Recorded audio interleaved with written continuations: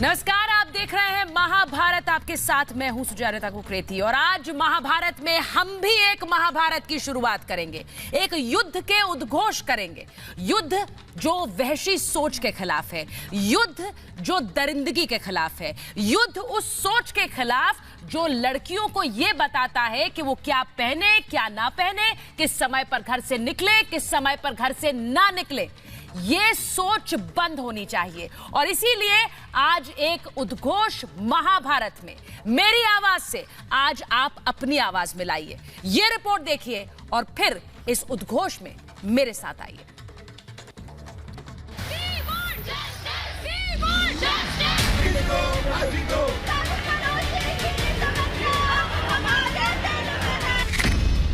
बेटी की सुरक्षा का सवाल है, शहर शहर बवाल है। हर भारतीय ने ठाना है, दिशा को इंसाफ दिलाना है। खतरे में बेटियों की जान, कब तक आजाद घूमेंगे हैवान। कड़ी निंदा से नहीं, कड़े कानून की है जरूरत। आपको मैं बता नहीं सकती वर्ड्स में, अगर मेरे सामने होते मैं मर्डर कर देती हूँ। मोमबत्ती नहीं, दरिंदों वाली सोच कब जलेगी। बलात्कारी को मौत से कम मंजूर नहीं। यह आक्रोश इंसाफ के लिए है। यह आवाज एक बेटी के साथ हुई दरिंदगी के खिलाफ है। हैदराबाद में हुई हैवानियत के बाद पूरा देश गुस्से में है। दरिंदों के खिलाफ पूरे देश में गुस्से की आग लगी हुई है। हर तरफ दरिंदों को मौत के घाट उतारने की मांग हो रही है। हैवानों को फांसी देने की मांग उठ रही है। ये तस्वीरें दिल्ली के जंतर मंतर की हैं। बलात्कारियों के खिलाफ आक्रोश है। बेटियां अपनी सुरक्षा की मांग कर रही हैं। कानून से भरोसा उठ रहा है। पूरे देश से ऐसी तस्वीरें आ रही हैं और आवाज उठेगी भी, क्योंकि सवाल बेटियों की सुरक्षा का है। देश की आधी आबादी सड़क पर उतरकर अपनी ही सुरक्षा की मांग कर रही है। सड़क से लेकर संसद तक बलात्कारियों को कड़ी सजा देने की मांग उठ रही है। लोगों का गुस्सा संसद में बैठे रहनुमाओं के कान में भी गूंज रहा है। बहुत ही जरूरी है, जितना जल्दी हो सके इसे सॉल्व करना चाहिए, क्योंकि डिसीजन लेंगे ऐसा लीजिए कि वो जो कल्प्रिट जो है वो बाहर कभी आए ही नहीं। बहुत ही दुखद चीज है। जितनी इसकी निंदा करी जाए, कहीं ना कहीं एक समाज, एक सरकार होने के नाते हमने अपनी बेटियों को इंसाफ नहीं दिला सके। पूरे देश में अब एक ऐसा सिस्टम बनाना ही पड़ेगा कि जितने कानून बने हुए हैं कि फांसी भी दो, हर हाल में दो, 6 महीने में दो और लागू नहीं होते, ये कानून हर हाल में लागू हो, जिससे कि लोगों के अंदर डर हो। हैदराबाद की घटना ने एक बार फिर बेटियों की सुरक्षा पर सवाल खड़े कर दिए हैं। सवाल है कि उस कानून का क्या फायदा जिससे बेटियों की जान खतरे में है और हैवान आजाद घूम रहे हैं। नेता कड़ी निंदा करते हैं, लेकिन अब वक्त निंदा का नहीं, कड़े कानून का है। ऐसे कानून का जिससे बलात्कारी को मौत से कम मंजूर नहीं। वारदात के बाद लोग मोमबत्ती जलाकर विरोध करते हैं। क्या आपने सोचा, अगर समाज में दरिंदगी वाली सोच को ही जला दिया जाए तो फिर सड़कों पर मोमबत्ती जलाने की जरूरत ही ना पड़े। सवाल है कि देश और समाज की सोच कब बदलेगी, कब बेटियों के इन दानवों का नाश होगा। Bureau report, Republic Bharat. और महाभारत में आज मैं पूछ रही हूं ये सवाल, खतरे में जान, कब तक आजाद घूमेंगे हैवान। महाभारत में सवाल ये कि हर तरफ आक्रोश, सिस्टम क्यों है खामोश। सवाल ये पूछ रही हूं कि कानून बनता है, इंसाफ क्यों नहीं मिलता है। सवाल ये कि दिशा के कातिलों को फांसी कब, और सवाल ये भी कि हैवानियत वाली मानसिकता कब होगी साफ। मेरे साथ जो मेहमान हैं, मैं उनका परिचय आपसे करा देती हूं। बीजेपी की प्रवक्ता नेता अनिला सिंह हमारे साथ हैं।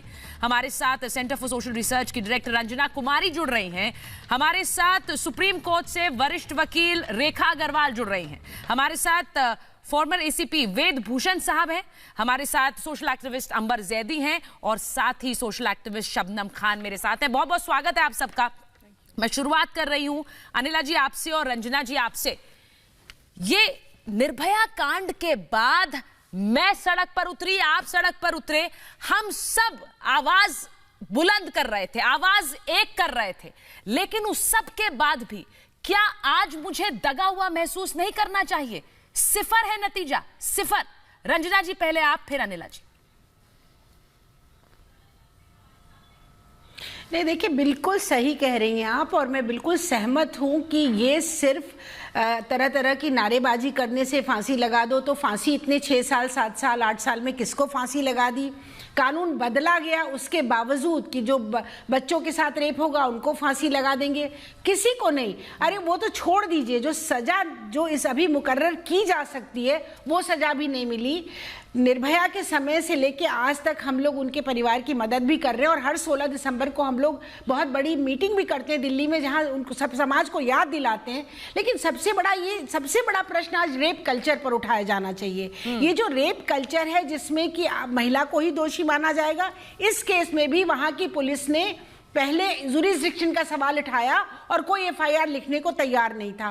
और लड़की ने अपनी बहन को क्यों फोन किया, एक मंत्री जी वो भी बोल दिए। उसके बाद फिर तो लड़कियों को ही दोषित ठहराना, उन पर उंगली उठाना बंद किया जाए। दूसरी बात, सबसे बड़ी बात है कि जो लोगों ने आज से पहले से लेके लड़के तो लड़के हैं तक आज तक की बयानबाजी चलती चली आ रही है, वो बंद होनी चाहिए, क्योंकि वो रेप कल्चर का हिस्सा है। और फिर लड़कियों को पूछना कि तुम यहां क्यों गई, तुमने ये क्यों पहना, तुम ये सारी तरह के जो इसके खिलाफ युद्ध समाज में होगा। रेप कल्चर खत्म नहीं होगा तो इसी तरह ये के कैसे होगा रंजना जी? घूम रहे हैं। सवाल तो ये है, ये कैसे होगा? कब वो आपको अपनी नेक में हाँ। ये होगा, ये होगा जब हमारे संस्थानों में बैठे हुए लोग, जो तमाम कमीशंस बने हैं, कमेटियां बनी है, पार्लियामेंट है, असेंबली है, जो इस तरह के जो इन्फ्लुएंसर लोग हैं समाज के, जो लोग समाज के बदलाव की दिशा दे सकते हैं, वो लोग तय करें। जब ऐसी घटना घटती, आज मैं जंतर मंतर पर थी अनिला जी,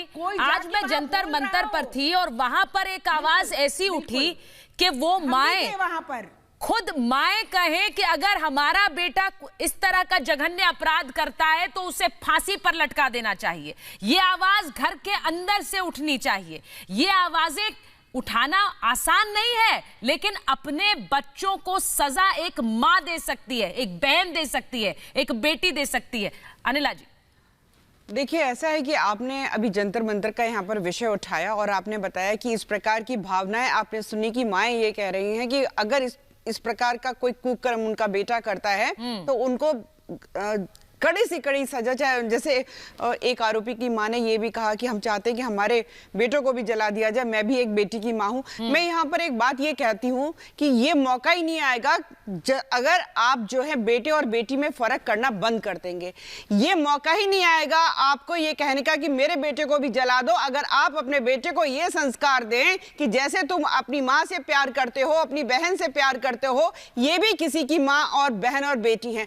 आज ये एक केस सामने आया जहां 70 वर्षीय एक महिला जो इलाज करा रही थी अस्पताल में, उसका भी बलात्कार कर दिया गया।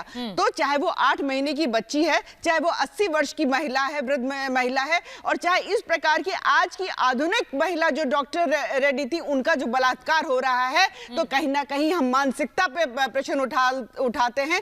तो मैं केवल और केवल ये विनती करती हूँ सभी माँओं से कि जब आपके घर में बेटा पैदा होता है तो उसको संस्कार ये दीजिए कि ऐसा है कि घर की महिलाओं की भी इज्जत करो, चाहे वो तुम्हारी बहन हो, चाहे वो तुम्हारी पत्नी हो कल, और बाहर जो महिलाएं हैं उनको भी ये एक हिस्सा है, ये एक हिस्सा है। मैं ये कह रही हूँ अंबर, मैं आपको लाना चाहूंगी, ये तो एक हिस्सा है, सामाजिक स्तर पर बदलाव है, वो एक हिस्सा है, लेकिन कानून का क्या है? नए कानून आए, खासकर निर्भया कांड के बाद नया कानून आया, लेकिन नतीजा क्या निकला है? कुछ भी नहीं। देखिए, क्या डेटरेंट है? क्या उससे कोई डर है? जी, सबसे बड़ा सवाल उसी पे उठता है। जब भी ऐसा कोई इंसिडेंट सामने आता है तो हम सब बात करते हैं समाज में बदलाव आना चाहिए, इससे घर की से शुरुआत हो, स्कूलों से शुरुआत होनी चाहिए।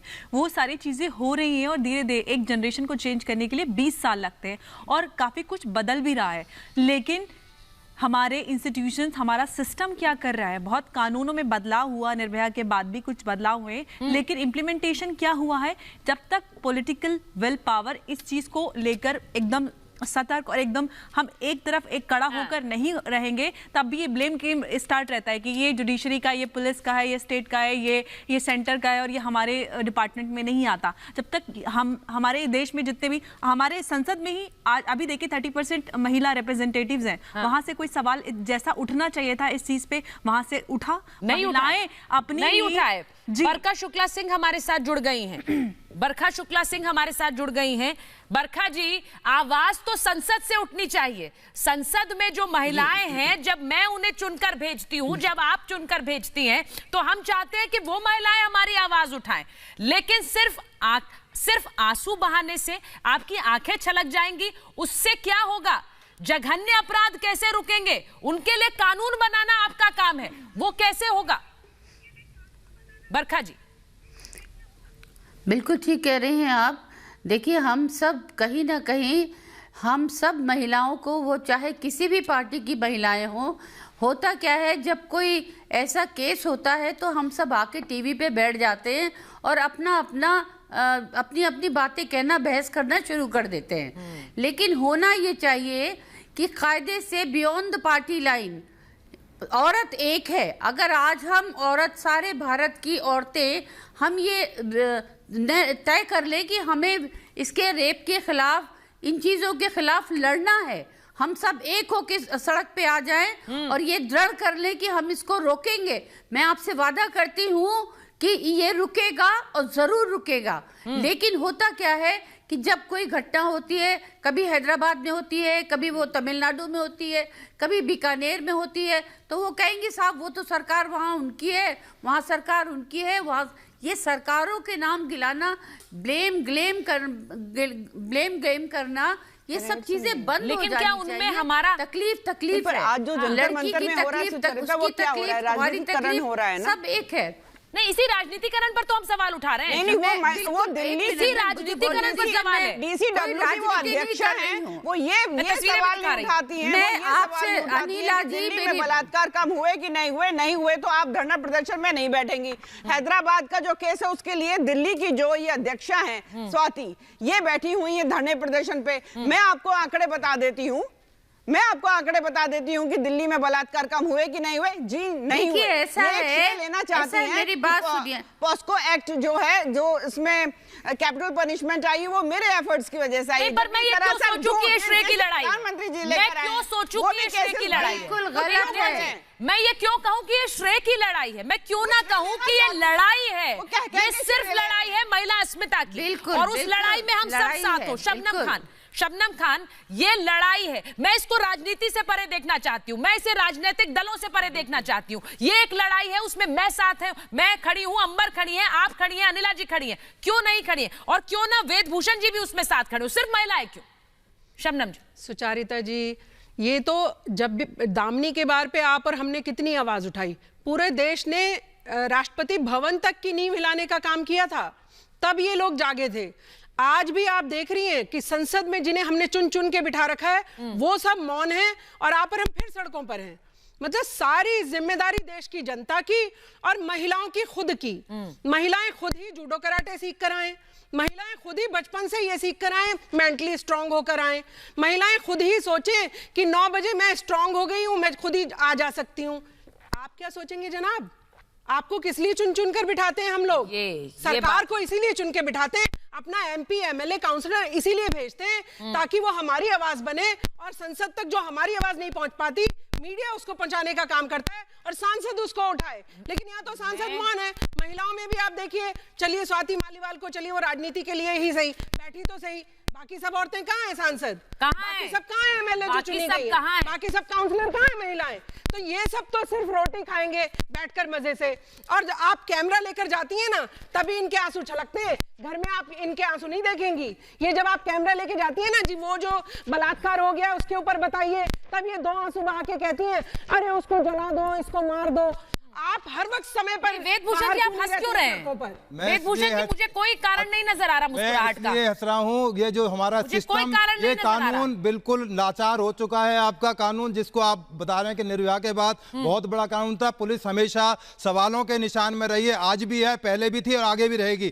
देखिए, निर्भया के केस में इतना बढ़िया इन्वेस्टिगेशन हुई, 18 दिन के अंदर चार्जशीट पेश की गई, 18 दिन के अंदर चार्जशीट पास हुई, सारे हुए।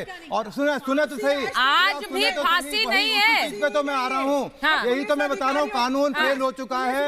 आप जो कानून जस्टिस वर्मा लाए थे, कानून वो फेल हो चुका है। उसमें ट्रायल के अंदर, अरे पुलिस रिफॉर्म की सब्जेक्ट नहीं, मतलब जुडिशियल रिफॉर्म का मामला है। 18 दिन के अंदर इन्वेस्टिगेशन पूरी हो गई, 8 महीने के अंदर ट्रायल हो गया, कन्विक्शन में केस चला गया। और उसके बाद जो सिस्टम बनाया गया है उसमें mercy petition, revision, review petition, क्यों नहीं पार्लियामेंट के अंदर ऐसा कानून पेश किया जाए कि जुडिशियल सिस्टम में रिफॉर्म। अनिला जी, मैं अनिला जी के पास जा रही हूँ। अनिला जी, अगर निर्भया कांड में निर्भया के साथ जो कुछ हुआ उसमें आज भी दया याचिका की बात हो रही है, आज भी निर्भया के गुनहगार फांसी तक नहीं पहुंचे हैं। किसका गुनाह है? कौन जिम्मेदार है? मैं उत्तर देती हूँ। कौन जिम्मेदार है? अनिला जी, वकील कहते हैं बहुत इनोसेंट है, बहुत इनोसेंट आदमी है। आज भी दया याचिका पर आपको बताओ, लड़ाई लड़ती है, सारी बड़े बड़े एडवोकेट खड़े हो जाते हैं ऐसे लोगों के लिए, उनको भी एक मैसेज दिया जाए कि ऐसे चोरों के लिए ना। ये भी बड़ी बात है, मैं इस पर आऊंगी। अनिला जी पहले जवाब दें। मैं केवल ये कहना चाहती हूँ कि ये पीड़ा जो है ना सभी की, पर इसमें एक कानूनी पेच है और इसी के लिए मैं भी आवाज उठा रही हूँ कि टाइम फ्रेम होना चाहिए कि 6 महीने के अंदर जो है बिल्कुल फाइनली क्लोज हो जाए, सजा मिल जाए। यहाँ पे ये होता है अगर एक भी रिव्यू पिटीशन या अपील आ जाती है तो वो केस की सुनवाई जो है होती रहती है, बंद नहीं हो पाता। और यही कारण है, यही कारण है राष्ट्रपति भवन के अंदर सैकड़ों केस, यही कारण है कि आज तक निर्भया के जो आरोपी हैं फांसी पे नहीं झूले गए। कह रहे हैं ये कानून, अगर क्या ये कानून भी काम नहीं कर रहा है जो हमें लगा कि बदल कर बहुत कठोर कानून आया है निर्भया के बाद, वो भी सिफर है क्या? देखिए, जो बात वेदभूषण जी ने की, मैं उसी में कुछ आगे बढ़ाना चाहती हूँ। मानव अधिकार की जो मर्सी पिटीशन हमारे राष्ट्रपति के पास जाती है, हमें मानव अधिकार का भी एक दायरा तय करना होगा कि किन अपराधियों को हम मानव अधिकार दे रहे हैं। हम हैदराबाद केस की बात करें, वो लड़की मर गई थी, उसके बाद भी उसके अपराधी उसको रेप करते रहे मरने के बाद भी, और उनको जेल में कोरमा खिलाया जा रहा है, मटन कोरमा। तो किनकी हम मानव अधिकारों की बात करें, हमें उनका एक दायरा तय करना पड़ेगा। रेप को भी कैटेगराइज करना पड़ेगा कि सारे रेप एक जैसे नहीं होते, सबको आप एक जैसी सजा नहीं दे सकते। तो हमें तय करना पड़ेगा, मानव अधिकार के नाम पे हम उनको जेल में जिंदा रखेंगे। रेप इज रेप,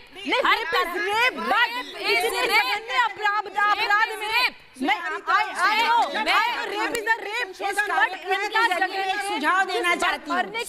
मेरे साथ रेखा अग्रवाल है। आप सब लोग अगर तैयार हैं, रंजना जी,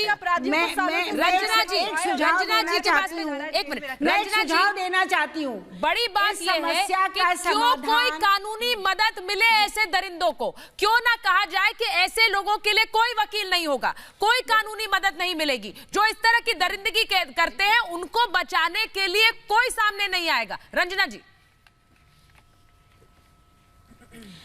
देखिए, आपसे ज्यादा गुस्सा मेरे मन में है। 40 साल से मैं इन समस्याओं से जूझ रही हूँ। तमाम रेप केसेस हम लोगों ने दिल्ली में देखे हैं और उनमें समाधान ढूंढने की कोशिश की। मेरा एक सुझाव है, बिना चीखे चिल्लाए आज की तारीख में हम लोगों को इस संसद से एक मांग करनी चाहिए, होम मिनिस्टर से एक मांग करनी चाहिए कि जो लगभग 1 लाख के ऊपर केसेस रेप के हैं, आप एक कमीशन बना के और उसके अंदर एक फास्ट ट्रैक जो कि सुपरवाइज कर सके कमीशन, सारे केसेस को आप वहां पर डालिए और सारे केसेस को आप अगले 1 साल में, 1.5 साल में, 2 साल में एक समय तय करिए और आप निपटा दीजिए। जितने लोग उसमें शामिल हैं, जितने लोग, बिना आप ये फांसी की सजा दो, ये दो, वो दो, ये राजनीति करके भटका दिया जाता है। भटकाइए मत, इस तरह के स्लोगन मत दीजिए। सारे केसेस को आप फास्ट ट्रैक में डालिए, कमीशन के या एक किसी जज के तहत उसके सुपरविजन। निर्भया का केस फास्ट ट्रैक में किया था,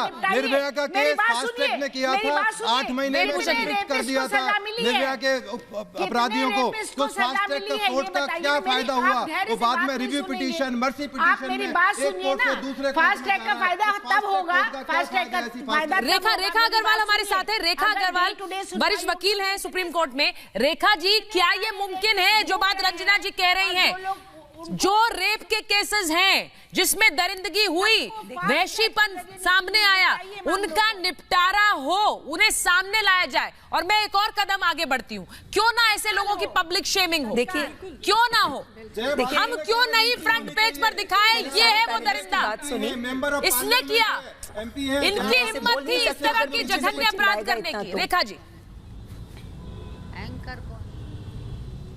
देखिए, मैं इस सारे पैनलिस्ट को सुना और उसके बाद में सबसे पहले तो मैं ये कहना चाहती हूँ कि जितने भी ये रेप के केसेस हैं, इसके अंदर हम किसी एक को दोष नहीं दे सकते हैं कि यहाँ पे कानून फेल हो गया, जैसे वेद भूषण जी ने कहा, या राजनीति फेल हो गई, या सिस्टम फेल हो गया, या स्कूल के अंदर हमें एजुकेशन देनी चाहिए, या हमें ये करना चाहिए, वो करना चाहिए। ये एक सामूहिक रिस्पॉन्सिबिलिटी हम सबको लेनी पड़ेगी, तभी जाके हम अपने समाज के अंदर सुधार ला सकते हैं। रही सजा की बात, जस्टिस ML वर्मा कमेटी ने भी आखिर में ये रेकमेंड किया था कि जो फांसी की सजा है या डेथ पनिशमेंट जो है वो रेयरेस्ट ऑफ रेयर केस पे देनी चाहिए, जहां पर जैसे जो कोई किसी की हत्या करता है जिस पे धारा 302 लगती है, तो हर मृत्यु के केस के अंदर भी जहां पर कोई किसी की हत्या करता है वहां पे दोषी को हर केस के अंदर आप उसको मृत्युदंड नहीं देते हैं, आप उसको आजीवन कारावास भी देते हैं। बहुत ही बार्बरी तरीके से कुछ करा होता है हत्या किसी की, तभी जाके वो उसको मृत्युदंड की या फांसी की सजा मिलती है। तो इसी तरीके से जस्टिस ML वर्मा कमेटी ने भी ये कहा था कि जो मृत्यु दंड है वो सिर्फ एक सोल्यूशन नहीं है।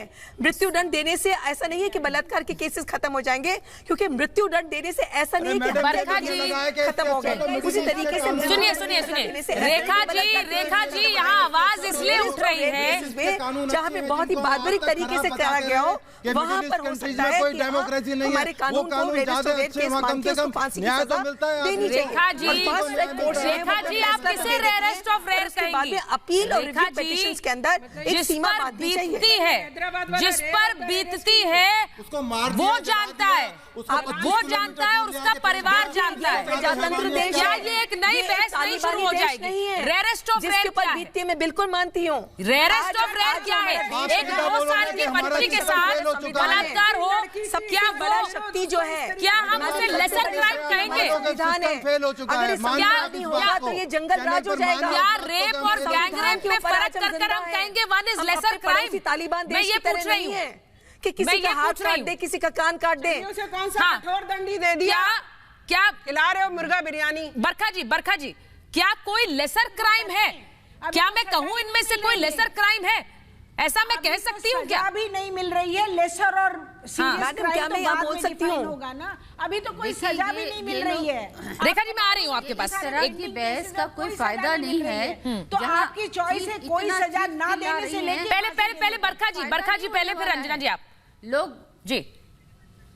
मैं सबसे ये निवेदन करना चाहूंगी कि आप अपनी अपनी बात आराम से बोलें। लड़ने झगड़ने से आपस में कोई फायदा नहीं है। और ये रेप होता है, वो चाहे जैसा भी रेप हो। अगर हम रेपिस्ट को अच्छी तरह, रंजना जी की बात से मैं बिल्कुल सहमत हूँ कि इसमें एक ऐसा कानून पार्लियामेंट से पास होना चाहिए, समझे, कि चूंकि हमारी कानून व्यवस्था इतनी, आज देखिए निर्भया केस हुआ, सब कुछ हुआ, इतनी हम लोगों ने धरने प्रदर्शन सब कुछ कर लिए, सब कुछ जस्टिस वर्मा कमेटी की रिपोर्ट भी आ गई, सब कुछ हो गया, स्पीडी ट्रायल हो गई और फास्ट ट्रैक कोर्ट भी बन गए। उसके बावजूद आज हम वहीं के वहीं पड़े हुए हैं। उसको आज अपराधी वहीं पड़े हैं, वो अपनी अपील लगा रहे हैं। तो ये क्यों नहीं बदला है? प्लीज एक मिनट, मैं क्यों नहीं बदला है? बोलती हूँ, मैं किसी के बीच में नहीं बोलती हूँ। वो इसलिए कि मैं जब तक के हमारे देश में, देखिए अरब देशों में एक भी कोई बलात्कार आप बता के दिखाइए। क्योंकि कानून का डर आज हिंदुस्तान इस कगार पे पहुंच चुका है, कानून का डर है। शबनम जी क्यों नहीं बदला? हमारे हिंदुस्तान क्यों नहीं बदला ये बताइए। 7 साल हम इंतजार करते रहे, आज फिर हम वही लड़ाई शुरू करेंगे। इसलिए नहीं बदला क्योंकि हमारे देश के नेताओं की इच्छा शक्ति बेहद कमजोर है महिलाओं के मुद्दे पर।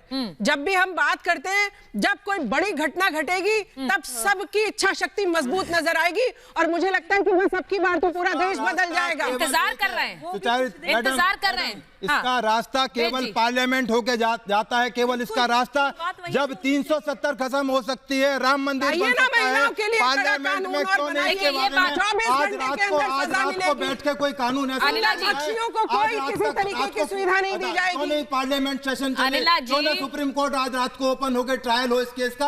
अभी आपको बागपत का मैं इंस्टांस देता हूँ, 5 दिन के अंदर एक जज साहब ने 5 दिन के अंदर ट्रायल फिनिश किया एक रेप केस का। अभी 2 दिन पहले की न्यूज है, अखबार उठा के देखिए। मैं ऐसे जजों को सलाम करता हूँ, तो क्या पार्लियामेंट के अंदर बिल पावर नहीं है? साथ आकर इस पर क्यों नहीं एक इतनी मत कमजोर हो है सकते क्या? हैं? अनिला जी, सब साथ आकर इस पर एक मत क्यों नहीं हो सकते हैं? एक जया बच्चन कहती हैं कि लिंचिंग हो, भीड़ के हवाले कर दे, ये इस पर एक बहस छिड़ जाती है। लेकिन क्या इस दरिंदगी पर एक मत होकर संसद एक फैसला नहीं ले सकती है? ये जो बात वेद जी कह रहे हैं, ये कल से उठ रही है, ये लगातार उठ रही है। पार्लियामेंट के अंदर होकर जाता है, केवल पार्लियामेंट के अंदर, और फिर हम देख ले कौन साथ आता है कौन साथ नहीं आता है। अनिला जी को जवाब देने दीजिए। अनिला जी, वेद जी जो है, मैं इनसे रिक्वेस्ट करूंगी प्लीज मुझे बोलने का बोलिए अच्छा लगेगा। रास्ता इसका क्या सॉल्यूशन क्या है? अगर मुझसे पूछा गया है तो मुझे उत्तर देने का मौका देना चाहिए। यहाँ पे देखिए सुचरिता जी, बिल्कुल बात ठीक है। ये केवल बाकी लोग भी नहीं, हम भी यही डिमांड कर रहे हैं कि टाइम फ्रेम होना बहुत जरूरी है। कानून बहुत सख्त बने हुए हैं, इसमें कोई दो राय नहीं है। जैसे अभी रेखा जी से भी पूछा जा रहा था, तो मैं उसमें एक चीज जोड़ देती हूँ कि ये क्लॉज है कि अगर बलात्कार के समय वो जो महिला है उसकी डेथ हो जाती है या वेजिटेटिव स्टेट में वो पहुंच जाती है, तो उसमें डेथ का प्रोविजन है। तो ऐसा नहीं कि डेथ का प्रोविजन नहीं है, ये क्लॉज है। पर क्या फायदा अगर एक अपील आ जाती है तो वो पेंडिंग होता रहता है। तो ये हम भी डिमांड कर रहे हैं और मैं आशा करती हूँ कि जितने भी पार्लियामेंटियन है above party line, above party line, आप बोल लीजिए, आप भी जाके पार्लियामेंट में बोलिए। इसी सेशन में आप कमाल है, बैठ जाती है धरने पर, इसी सेशन के अंदर ये कानून पारित होना नहीं, ये मानसिकता है जनाब, महिला पार्लियामेंटेरियन है कि महिला को मत बोलने दो। आप पुरुष हैं, आपकी आवाज ज्यादा ऊंची है, तुम्हें चुप रहे। आप डिनाई कर रहे हैं जस्टिस को। क्या बात कर रहे हैं आप? बात नहीं पूरी होने देते हैं। सिर्फ महिला पार्लियामेंटेरियंस पर क्यों हो ओनस? सिर्फ महिला पार्लियामेंटेरियंस पर क्यों हो? सारे सांसदों पर क्यों ना हो? क्यों मर्द की कोई जवाबदेही नहीं है क्या? पुरुष सांसदों की कोई जवाबदेही नहीं है? सिर्फ महिला पार्लियामेंटेरियंस की बात आप क्यों कर रहे हैं बार बार? ये हर किसी की जिम्मेदारी है ना, तो फिर क्यों ओनली वुमेन पार्लियामेंटेरियंस होगा ना? वो समाधान ढूंढ के दें समाज को, बात बाहर ना निकले। हाँ, ये एडवाइजरी महिलाओं के लिए होती है। अगर सब कुछ महिलाओं को खुद ही करना है, अपनी सुरक्षा खुद ही करनी है, महिला की सुरक्षा सिर्फ महिला की जिम्मेदारी। ठीक है, एक मिनट रंजना जी, महिला की सुरक्षा क्या सिर्फ महिला की ही जिम्मेदारी है? क्या मैं सोचकर चलूं कि हाँ मुझे जूडो कराटे आता है तो मैं रात को निकल सकती हूँ, मेरे पास चिली स्प्रे है तो मैं सुबह तड़के निकल सकती हूँ? क्यों मैं ये सोचूं? क्यों मुझे ये सोचना चाहिए? देखिए, आपको कोई भी कराटे आता हो, जब चार दरिंदे आपको घेर लेते हैं तो कोई जूडे कराटे, ये तो सब सवाल, ये तो एक तरह से बात को टालने वाली बात है कि भैया महिलाओं से कह दो, महिला सांसद क्यों नहीं बोली, महिलाएं क्यों नहीं सड़क पे आई, महिलाएं क्यों नहीं जवाब दे रही हैं? समस्या खड़ी की है मर्दों ने, ये मर्दों द्वारा खड़ी की गई समस्या है। रेप की समस्या औरतों के द्वारा खड़ी की गई समस्या नहीं है। तो मर्दों को जो पार्लियामेंट में बैठे हैं और मर्द जो स्टेट असेंबलीज में बैठे हैं और जो तमाम पॉलिटिकल पार्टीज में बैठे हुए हैं, जो हमारे प्रतिनिधि हैं, उनको जवाब देना पड़ेगा, जवाबदेही सुनिश्चित करनी पड़ेगी कि आप इस समस्या का समाधान मर्द करें हिंदुस्तान के, कि किस तरह से इसको रोका जाए। चुप्पी मार के बैठ जाते हैं। जब कभी आप देखेंगी, 4 दिन से मैं किसी प्रोग्राम में नहीं बैठी, क्योंकि मुझे मालूम है कि हम सब लोग एक दूसरे को बोलेंगे, राजनीतिक सवाल उठाएंगे, पार्टी की लाइन लेंगे, लेकिन हम कोई उंगली उठा के नहीं कह रहे हैं कि इस देश की चुप्पी में कौन कौन शामिल है। क्यों ये लोग चुप बैठ जाते हैं? क्यों नहीं बोलते? क्यों नहीं देश का जो मुख्य अधिकारी लोग हैं?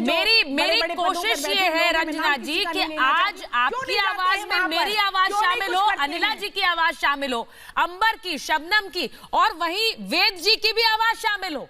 क्यों सिर्फ महिला की आवाज हो?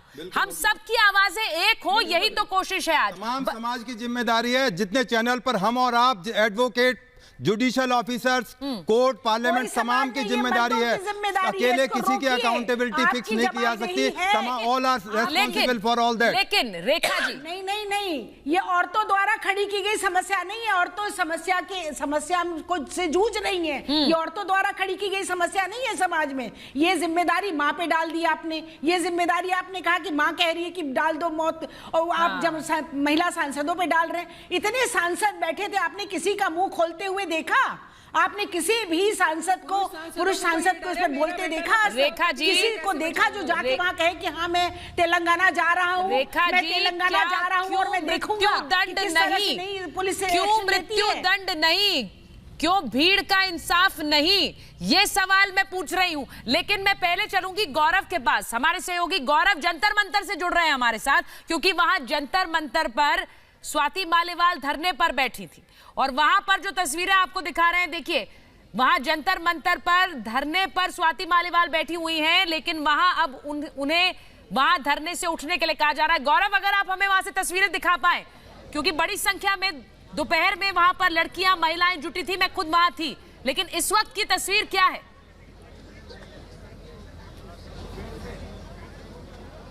देखिए, इस वक्त की तस्वीर दोपहर से थोड़ी ही जुदा है। जो प्रोटेस्ट करने महिलाएं आई थीं, लड़कियां आई थीं, उनकी संख्या कम हो चुकी है, क्योंकि जाहिर तौर पर शाम का वक्त है और दिल्ली पुलिस की तरफ से लगातार यहाँ पर ये घोषणा की जा रही है कि सुप्रीम कोर्ट के आदेश हैं, 5 बजे के बाद कोई भी प्रोटेस्ट यहाँ पर नहीं हो सकता। अगर हम देखें तो अभी यहाँ पर अगर आपको तो संख्या दिखाएं तो जहाँ पर स्वाति मालीवाल फिलहाल बैठी हुई प्रोटेस्ट के लिए, वहाँ पर कुछ संख्या में लोग, जो महिलाएं हैं और उनके जो साथ में लोग हैं, वो यहाँ पर मौजूद हैं। स्वाति मालीवाल अभी थोड़ी देर के लिए यहाँ से रेस्ट रूम की तरफ गई हैं, लेकिन अभी ये प्रोटेस्ट जो है वो पूरी तरह से जारी है। और स्वाति मालीवाल का यही कहना है कि क्योंकि शांतिपूर्ण प्रदर्शन करने की इजाज़त जो है संविधान के अधिकारों में है, संविधान विधि अधिकारों में, इस वजह से अभी वो यहाँ पर फिलहाल हट नहीं रही हैं और अभी यहाँ पर अपने समर्थकों के साथ जुटी भी हैं और उनकी जो अपनी मांगे हैं वो मांग बदस्तूर जारी है। दूसरी तरफ हम तस्वीरें आपको दिखाना चाहेंगे जारी है, लेकिन एक मांग जो उठ रही है वो मृत्यु दंड की है। एक मांग जो उठ रही है वो रेप के लिए एक कानून की है, जघन्य अपराध के लिए सिर्फ और सिर्फ एक सजा, और वो मृत्यु दंड हो। रेखा जी, क्या इसको लेकर विचार विमर्श पहले नहीं हुआ है? कानूनी कमिटीज नहीं बनी है? मैं आपसे पूछ रही हूं क्योंकि निर्भया के बाद जो भी कानून बदला उससे भी आस टूट गई है लोगों की। रेखा जी, देखिए, जस्टिस वर्मा कमेटी ने जब 2013 में अपनी रिकमेंडेशंस दी थी, वहाँ पर भी बहुत सारी ऑर्गेनाइजेशंस जो थी, महिला से ऑर्गेनाइजेशंस थी, कानून के जानकार थे, सब लोगों ने बैठ के जब विचार विमर्श किया तो आखिर में इस नतीजे पे पहुंचे कि मृत्यु दंड जो है वो एक डिटरेंट नहीं है। सिर्फ मृत्यु दंड की सजा देने से ऐसा नहीं है कि बलात्कार के केसेस खत्म हो जाएंगे। ये बहुत रिसर्च करने के बाद करा, और हमारे देश में अभी मृत्यु दंड की सजा एज सच अभी खत्म नहीं हुई है। अगर किसी हत्या का केस भी होता है, कोई मर्डर का केस भी होता है, तो हर मर्डर के केस के अंदर आप देखिए, ध्यान करिए कि हर मर्डर के केस के अंदर भी फांसी की सजा, मृत्युदंड नहीं दिया जाता। सिर्फ उन केसेस में दिया जाता है जहां पर रेयरेस्ट ऑफ रेयर होता है, यानी कि उस तरह की बार्बरिक तरीके से अगर कोई किसी की हत्या करता है तो उस केस के अंदर ही फांसी की सजा दी जाती है। और अभी हम अपने देश को दूसरे देशों की तुलना से अगर करते हैं तो कई देशों के अंदर तो अब जो फांसी की सजा है उसको मानव अधिकारों के बिल्कुल विपरीत माना जाता है। जहाँ बिठाएंगे कोई सेफ जगह पे, क्योंकि बहुत महिलाएं बैठ रही हैं, पूरी रात बैठेंगी, ये ठीक नहीं है। अगर हमें कोई अनसेफ जगह मिल जाएगी हम वहाँ नहीं जाएंगे। कोई सुरक्षित नहीं, जी बिल्कुल नहीं, हम आमरण अनशन पे बैठे, क्यों हटे? तो पुलिस की बात आप नहीं मान रहे आप लोग? जी मैं तो पुलिस को कह रही हूँ, मुझे बता दीजिए कहाँ बैठे। मैं तो मानना चाहती हूँ, बट आप ये नहीं कह सकती दिल्ली पुलिस की, दिल्ली महिला आयोग आमरण अनशन नहीं कर सकता, ये ठीक नहीं। मैम, स्वाति मालीवाल है, जिस तरीके से वो कह रही है कि वो बिल्कुल भी नहीं हटेंगी, स्वाति मालीवाल जो है वो पुलिस की बात मानने के लिए बिल्कुल भी तैयार नहीं है। उनका कहना है कि वो आमरण अनशन पर है और वो यहाँ से नहीं हटेंगी। तो फिलहाल आप देख सकते हैं कि स्वाति मालीवाल बस उसके अंडर में आ गया। नहीं निकलने देंगे, ये तो उनकी पुरानी इलेक्शन का टाइम आया तो उनको याद आए, इससे पहले रेप नहीं हुए, दिल्ली के अंदर रेप नहीं हुए, इंडिया के अंदर रेप नहीं हुए, बलात्कार नहीं हुए, मर्डर नहीं हुए, उस टाइम इनको याद नहीं है, उस टाइम सड़क पर नहीं बैठ सकती थी। अब देख 2 महीने बाद इलेक्शन है तो अब इनको याद आ रहा है कि धरने पर, इनको नहीं पता है सुप्रीम कोर्ट का आदेश है, यहाँ पर अलाउड नहीं है इस तरह के धरने प्रदर्शन करना। अब आप कानून की और लीगल की बात करनी, अपने वोट बैंक बढ़ाने की बात करनी। सारे साल चुपचाप बैठे रहेंगे? 4 साल जैसे ही बैठे रहे, 2 महीने इलेक्शन के रह गए, सारे नेताओं को महिलाओं की सुरक्षा याद आ जाएगी। हर साल हम यही देखते हैं, जब इलेक्शन 5 साल हुए नहीं, महिलाओं की सुरक्षा याद आई नहीं। मैनिफेस्टो में बड़ा बड़ा लिखेंगे महिला सुरक्षा, लेकिन महिलाओं की सुरक्षा की बात आएगी, सारे के सारे नेता शून्य नजर आएंगे। यहाँ पर इनकी इच्छा शक्ति इतनी कमजोर है कि ये सिर्फ वोट बैंक के लिए महिलाओं का इस्तेमाल करते हैं। आप जब देखेंगे इलेक्शन में तो सबके भाषण में भी आपको यही नजर आएगा कि हम महिलाओं को सुरक्षा देंगे, हम महिलाओं को सुरक्षा देंगे। 5 साल फिर सबकी बत्ती गुल रहेगी, फिर कोई बड़ा कांड जब तक नहीं हो जाएगा। क्या अकाउंटेबिलिटी नहीं होनी चाहिए नेताओं की? जो महिला सुरक्षा पर बोले उसने महिला सुरक्षा के लिए किया क्या है ये वो बताएं आकर, वरना वोट नहीं। मैं एक चीज कहना चाहती हूँ,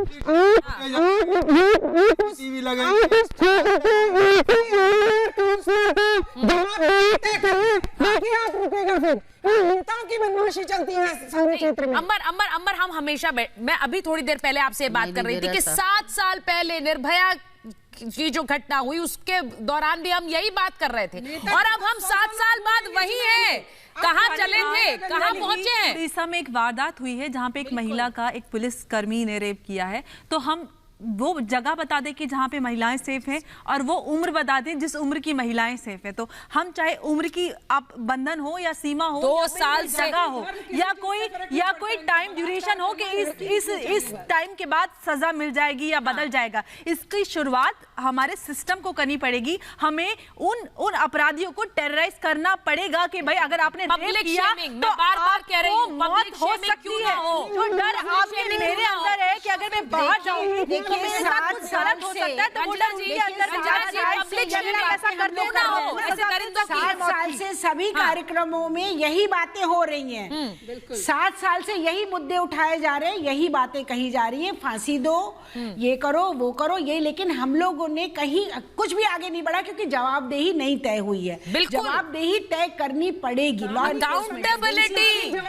ये जो हमारे इंस्टीट्यूशंस हैं, हमारी जुडिशरी है, केसेस पर बैठी रहती है, केसेस को तारीख पे तारीख, रेप के केस में भी वो उस पे बैठी रहती है, क्यों बैठी रहती है? तो ये सारा मामला इस समय संसद में उठाया जाना चाहिए। जो लोग संसद में घड़ियाली अकाउंटेबिलिटी तय हो हर एक व्यक्ति की, और सिर्फ पुलिस की, संसद की अकाउंटेबिलिटी नहीं है, मेरी और आपकी भी है।